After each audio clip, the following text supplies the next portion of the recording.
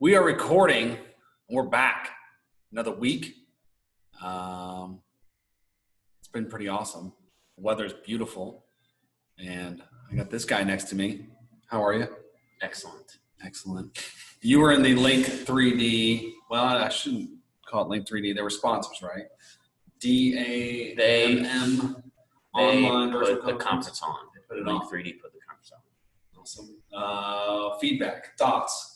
I thought it was awesome. So Yeah. there was like a digital like conference floor. It was multiple floors for like the number of people that were in there. And then there are so many seats at each table, and you can have more like private discussions between presentations. But when the main presentation comes on, everybody has to like watch it. It like brings it up in front of you. You can't get out of it. Oh. And so like you have everyone's Can't just go to the coffee bar. No, you can't just like go screw around. You have everyone's attention. Yeah, with the conference, yeah, a lot of good info here, boss. Yeah. Yeah. So that was really cool. And then they have multiple floors that different people were managing and like making sure presenters were where they need to be. That's really neat. Everyone was scheduled for time. And then they did a marathon. So they put it on for 26.2 hours. Oh, that was a full marathon day. Okay. Yeah. All right, so cool. Conference marathon. Very cool. And so when we were speaking, I think there were 600 people like live watching the stream. That's insane. It was cool. That's cool. I wonder how this will impact future conferences. I think it was awesome, and I think that a lot of stuff can get done. Like there were booths on the sides that you could see branding from sponsorships of the event. Yeah. And like there was still the placement for ads and stuff like that. So you almost get like more booth traffic by someone being able to be like, "Hi, I'm coming up to you digitally. I can walk away at any moment, and I don't have to make eye contact with you." Yeah, and all they have to do is type you a message. They don't have to video. Yeah. Like you can turn your video and audio on and off. You could just type and DM somebody. Nice. It's a sales guy's worst nightmare. Well, like I had people messaging me during the presentation, and then right at the end of it, when we were answering questions, I'd message them back. Oh, that's neat. And you could connect your LinkedIn profile. So when people click on you as a speaker, they can go connect to you or send you a message on LinkedIn. I got a ton of LinkedIn stuff. We actually did put on a conference. It's called AMIS, Additive Manufacturing Industry Summit. Yep. And we did it once, and that was it. We held it at the Hope Hotel, Air Force. It was very broadly additive focused, but that was our first foray into putting on a conference, and that was a lot more difficult than we realized. Luckily, we had some partners that contributed funds and pulled people together, but that was interesting. And I look at that effort and all the things that went into that, and the money spent, and the output of contacts was not. It was the first conference, so it's like, what are you really going to get out of it? And what goals were probably poorly defined at that time. We were still neophytes while we were doing it, but young guns, still are young guns. So, bald young gun, long hair, So, anyway, I think that's really cool. That's really neat. We are starting, I think, to see some of the slowdown, not necessarily on reorders, but these projects and things being delayed is starting to see the impacts. Yeah, new product development stuff. So be curious to see how that comes back, when that comes back, who's allowed to go back to work, how that impacts or opens up the communication. I mean, it's not necessarily just that people are furloughed, but they're also at home with kids or a pet that maybe normally has someone coming by to walk. Like, people just can't go anywhere. Mm-hmm. We're actually making something here. It's very difficult to be virtual. Don't have that virtual environment. I mean, even from people who are doing regulatory stuff, there's still a lot of conversations that need to be had, parts need to be looked at. I mean, hands-on parts, getting them out the door for what ultimately do become emergent situations in terms of product that needs to be out in the field. But, it's interesting. Even dental, I saw an article today that people are eager to get to the dentist. And I like going to the dentist, but I've never heard people being eager to make it to the dentist. Yeah.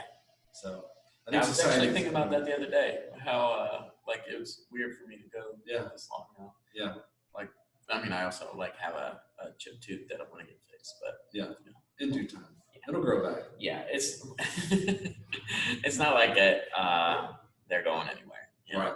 They'll be around. So. I think everyone will come roaring back, and they talk about the U shape of the economy versus like a V. Because I do think it'll take time to recover. You got a lot of businesses going out. There's just a business down in Cincinnati, longtime restaurant going out of business. I don't think it is necessarily just because of the situation. I think a lot of people were in this prior to the crisis. There were already a lot of bad business practices. There were already a lot of companies pushing it to the edge, not necessarily having a plan in place or starting to siphon off funds for those rainy days. I think this will implement those companies. This will push those companies who are trying to do something to protect themselves. We've been doing stuff. We've been looking at Profit First. Actually, is a book that we read. We work through a lot, making sure that we're protecting the company from a financial standpoint. That is a customer first activity. Customer first, one of our core values. But if we're not financially safe, both as individuals and as a business, then we can't contribute to our vision every day. And I think that's very important. And this time in our life really highlights that. It's kind of like when we go back and we have all these surgeries going on, it's going to highlight the lack of surgeons that we have in the industry versus just highlighting certain aspects. We talk about it. Yeah, there's not enough surgeons coming out, but like now it's like, wow, there's really not a lot as many surgeons as we need.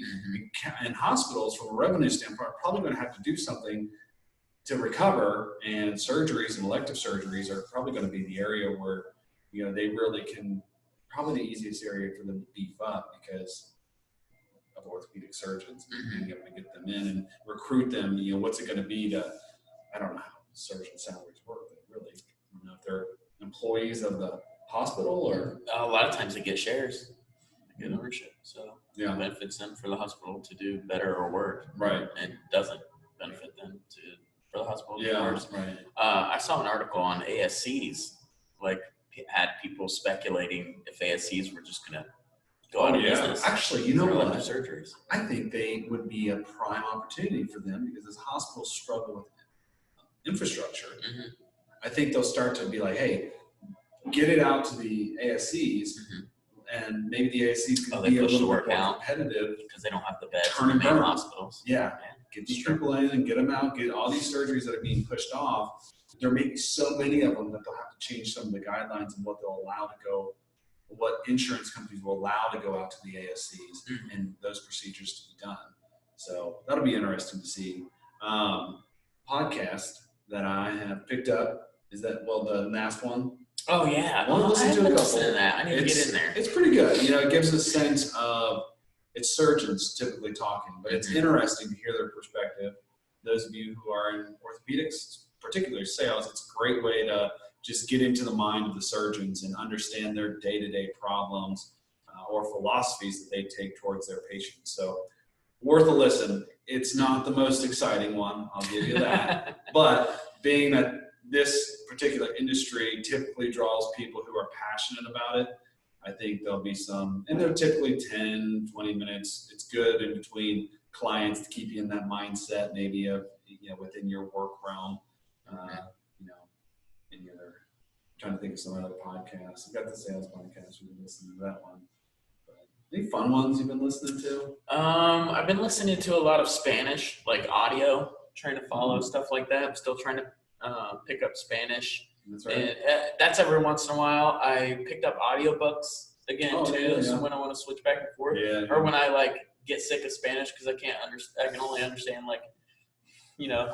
half the words. What are they saying? I only get half the words, and it's cool to be able to listen to somebody speaking another language and know roundabout what they're talking about. It's really cool. Yeah.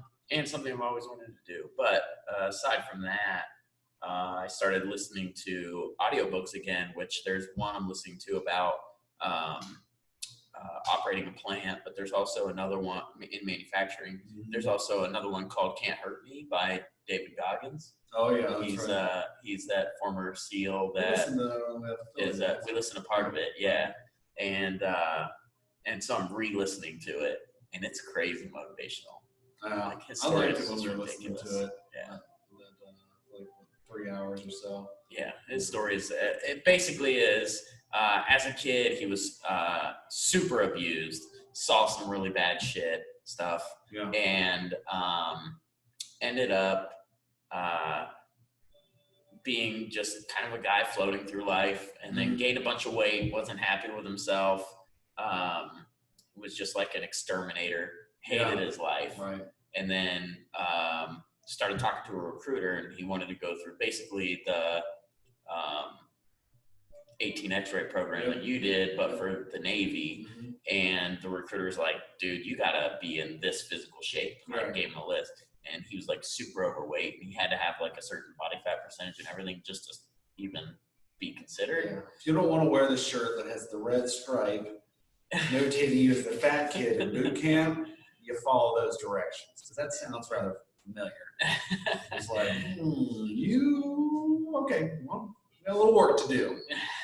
Yeah, so he started running, got in shape, started swimming, made all the qualifications. I think he failed out of the school like maybe once, and he had to recycle. Yeah. And he stayed in. There was like a certain point in time where they said you could take a medical leave now if you wanted to, and then he didn't, and just kept recycling until he got through. Yeah. And so he said that's a point where he saw a lot of guys quit, and then he got to the point where he was like being put into leadership positions in the training, and he was basically like trying to play mind games back to the guys in charge, and was just like talking about taking their souls, like, and his like mental toughness was greater than anything they could ever put him through, and he's like basically was priding himself on not showing how tired he is, and trying to get the team through it too, and make sure everyone doesn't hate him. So it's super inspiring story, and he's like still a big motivational character, like out there on social media, like running all the time. So just videoing himself running. Yeah. Running, it's crazy. Yeah.